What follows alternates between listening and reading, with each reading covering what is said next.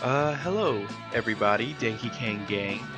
Today's episode is kind of a special episode because I wanted to talk about my own background.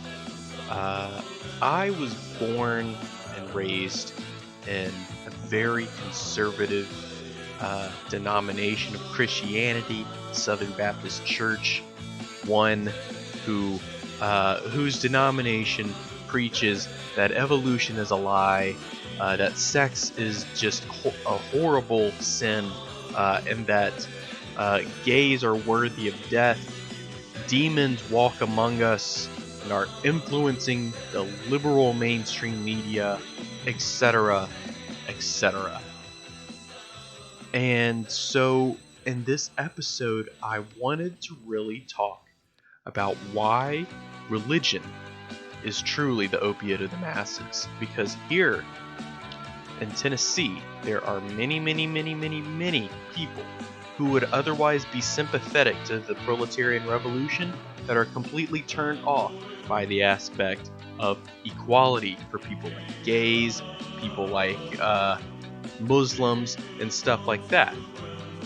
And it's that stupid, dogmatic, religious bullshit, that reactionary crap that is peddled on every single church, on almost every single street corner, and across the entire Bible Belt, ladies and gentlemen.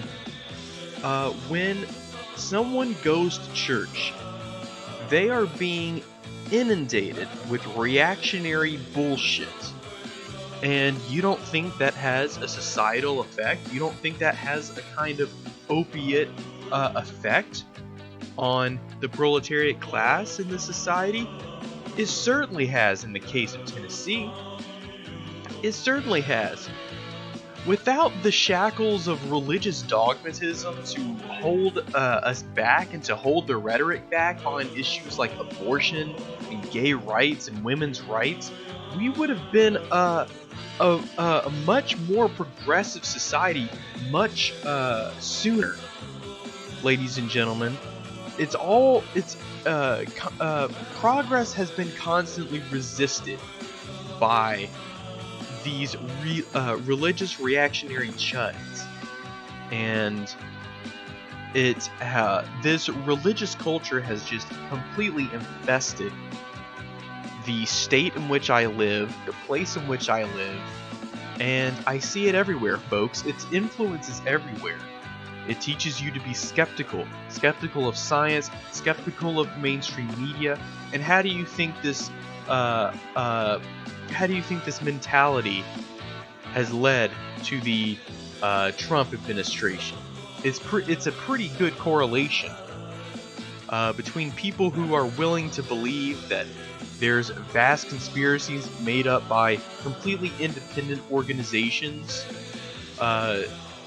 to people who believe ultimately that the previous president, Barack Obama, was the Antichrist. You can ask people throughout the Southern Baptist Church. I'm telling you guys, every fucking body thought that Obama was the Antichrist. It was like, you were weird if you didn't. You were weird if you were like, give him a chance, guys. Like, you were a fucking pariah if you said that. Obama was literally like the devil incarnate, ladies and gents. So, all that is to say, religion, there's an argument to be made that there's like a sort of Christian socialism that can come about. But, you can look at when Jesus said things like it's easier for a camel to pass through the eye of a needle than for a rich man to enter the assembly of God.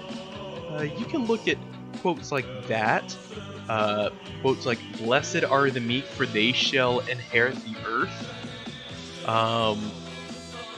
Things like that can serve as a basis for a sort of Christian socialism, but the flip is also true. The reverse is also true.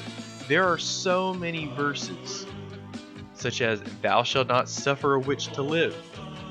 The verses in Leviticus that gave guidelines on keeping slaves, verses in Romans condemning homosexuality. There are so many Bible verses that you can point to that can justify any set of beliefs. I mean, religion has inspired people from the likes of Ted Bundy all the way to fucking Adolf Hitler. It's a weird, poisonous mind worm that infects a person's psyche and completely blocks out their ability to think with reason. And here comes the part, ladies and gentlemen, where I put my motherfucking fedora on. Okay, I put my fedora on and I say "milady" and I grow a neck beard and I tip and I tip my motherfucking fedora. I'm euphoric, ladies and gentlemen. I'm euphoric. So I lost my track of thought. But anyway, all of that is to say, there is something to be said about the potential of Christian socialism, but in order for that to even manifest, you would need to like create a denomination that was already like predisposed to that kind of thing. And I'm sorry, I just don't see that kind of denomination getting the same kind of traction that something like the Southern Baptist Church has, because, you know, they peddle in stuff like activism and reality instead of the Southern Baptist Church, which just peddles in crazy bullshit. So, you know, all of this is to say, I don't think religion's conducive to the proletarian revolution. You know, and that's not to say that when you establish a dictatorship of the proletariat, everybody has to be an atheist. But there is something to be said about the institution of religion being abolished. And if nothing else, for its insidious reactionary influence on the working class. So let me know what you think in the comment section below. My fedora is just giant. It's giant and my neck beard is big and bushy. I am euphoric as fuck, ladies and gentlemen, enlightened by my own intelligence. So let me know what you think in the comments.